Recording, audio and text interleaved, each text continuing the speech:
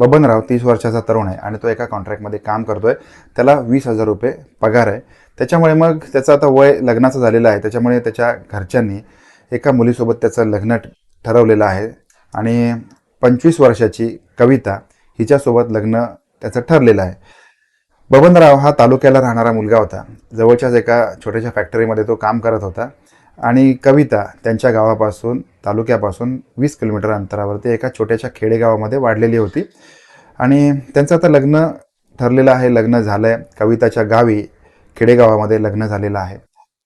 त्याच्यानंतर साधारणपणे 3-4 दिवसांनंतर कविताच्या घरी पूजेचा कार्यक्रम होता. त्यावेळेला बबनराव आणि कविता हे तिच्या माहेरी गेलेले आहेत. संध्याकाळी सगळ्यांचा मानपान किंवा सगळे पै पाहुणे येऊन गेल्यानंतर रात्रीचं जेवण झालेलं आहे. भरगच्च जेवण झालेलं आहे. त्यावेळेला बबन हा कविताच्या कडेला बसलेला होता आणि तिच्या माहेरची सगळी मंडळी बसलेली असताना मग बबनने जोरात पादलेला आहे.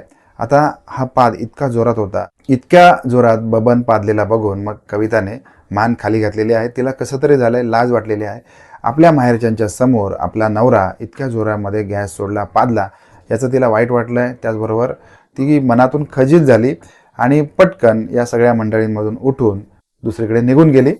आता काही लोक हसायला लागले, काही लोकांनी आपलं हसणं दाबलेलं होतं आणि आता बबन हा देखील त्या ठिकाणावरून मग आपली बायको निघून गेली म्हणून निघून गेला आणि मग 10:30-11 वाजता सगळेजण झोपण्यासाठी गेलेले आहेत.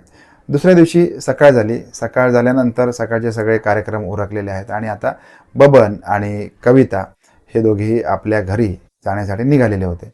स्टँडवरती आलेले आहेत. काही मंडळी त्यांना स्टँडवरती सोडण्यासाठी आलेले होते. काल काय झालं हे सगळ्या गोष्टी विसरून गेलेले होते. त्यावेळेला मग सगळेजण एसटीची वाट बघत असताना बबन तेव्हा देखील आता कविता किंवा इतर त्यांच्या माहेरची मंडळी हे सगळे आलेली असताना बबन तेव्हा देखील जोरात त्या ठिकाणी पादलेला होता.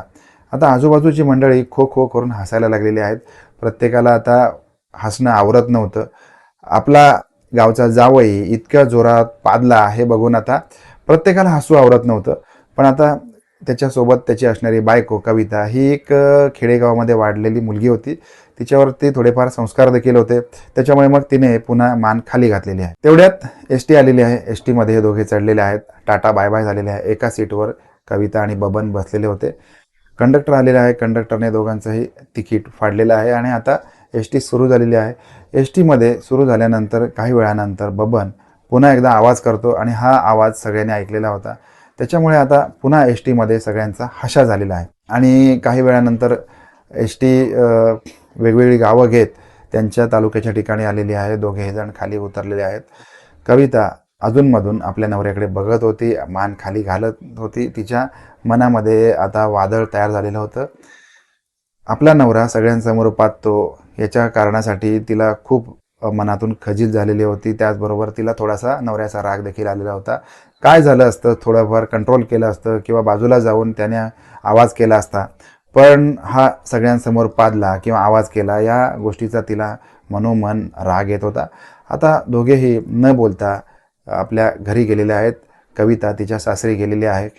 सासरी गेल्यानंतर आता ही नवीन नवरी, त्याच्यामुळे मग तिने मान खाली घालून तिची जी नेहमीची कामं होती ती करायला सुरुवात केलेली आहे.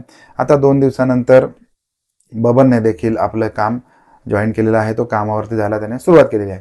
सकाळी उठल्यानंतर ती त्याला डबा बनवून द्यायची. त्याच्यानंतर हा सकाळी 9 वाजता कामावर जायचा. संध्याकाळी घरी यायचा. घरी आल्यानंतर थोडा वेळ क्रिकेट वगैरे खेळायला जायचा, मित्रमंडळींमध्ये जायचा आणि मग रात्री त्यांची रात्र सुरू व्हायची. आता नवी नवरी होती त्याच्यामुळे मग त्यांचा नवीन संसार होता. त्याच्यामुळे नवीन नवीन सगळ्या गोष्टी होत्या. कधी एकदा आपली बायको आपल्या रूममध्ये येते असं या बबनला होऊन जायचं आणि मग नेहमीप्रमाणे सगळी कामं आटपून, भांडीकुंडी वगैरे आटपून, सासूला सगळी मदत करून कविता आपल्या नवऱ्याच्या रूममध्ये यायची. आता नवीन काही दिवस होते, नवीन नवीन गोष्टी होत्या. त्याच्यामुळे मग दोघांनाही एकमेकांच्या शरीराची ओढ होती.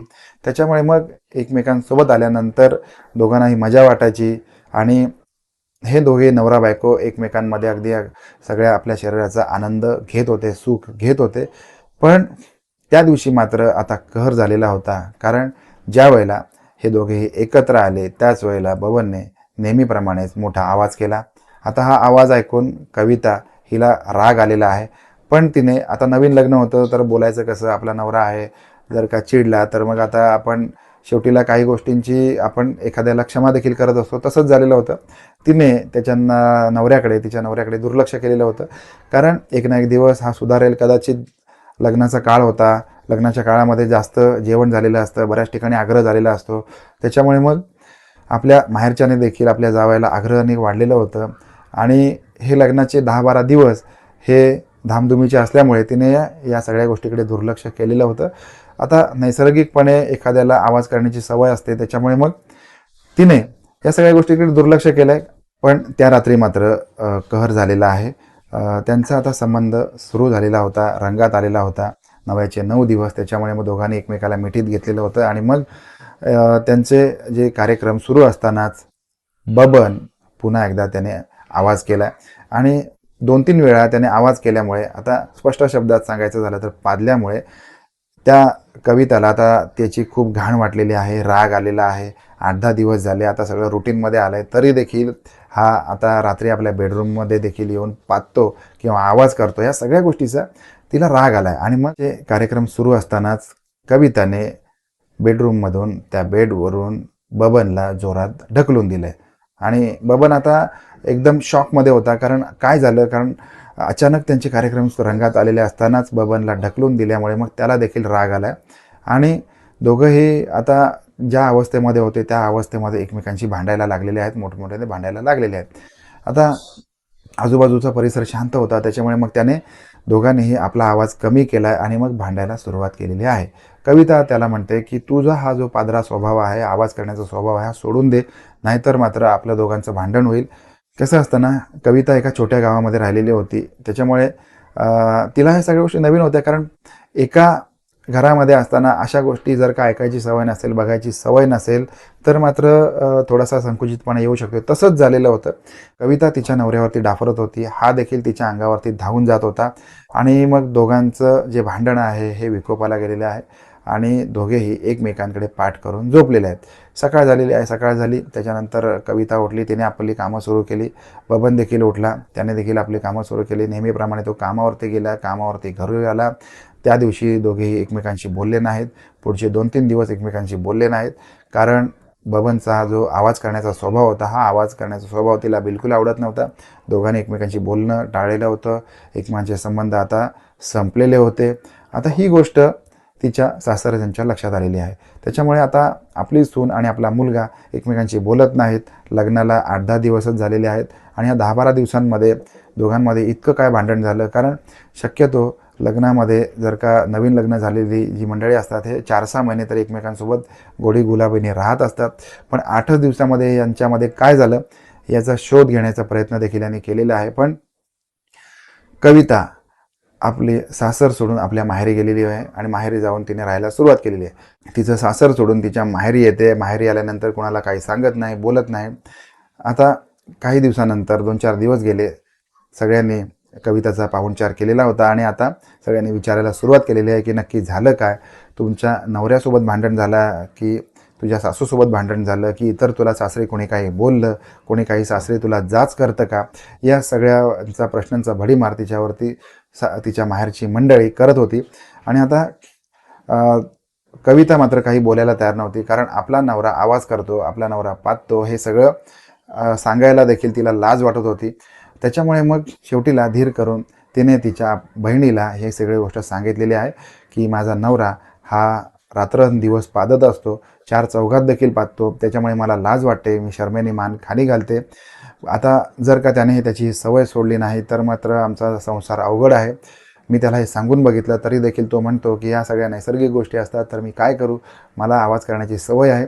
आणि आता सगळ्या मंडळींना ही गोष्ट कळते की इतक्या छोट्या कारणासाठी ही जी कविता आहे, ही कविता माहेरी निघून आलेली आहे. त्याच्यामुळे मग तिच्या माहेरची मंडळी मिळून तिच्या सासरी जातात आणि मग सासरची मंडळी देखील चिंताक्रांत झालेली असतात की आपली सून सोडून गेलेली आहे, उद्या काय केस झाली किंवा पोलीस स्टेशनमध्ये आपल्याला जावं लागेल. या सगळ्या कारणासाठी मग सासरची मंडळी देखील चिंतेमध्ये असतात आणि आता सासरची मंडळी आणि माहेरची मंडळी असे मिळून हे 5 पंच, दोन्ही 5-5 पंच घेऊन सासरच्या व्हरांड्यामध्ये बसतात आणि मग चर्चेला सुरुवात होते. कविताला विचारलं जातं की तू तुझ्या नवऱ्यापासून फारकत का घेतली किंवा तुझ्या नवऱ्यापासून 8-10 दिवस लग्नाचे झालेले असताना माहेरी का गेली. त्यावेळेला कविताने मान खाली घातलेली असते. सगळेजण फोर्स करून कविताला विचारतात की इतकं काय झालं, तुला आता सांगावंच लागेल, कारण आम्ही तुमच्या संसाराची घडी मोडू देणार नाही.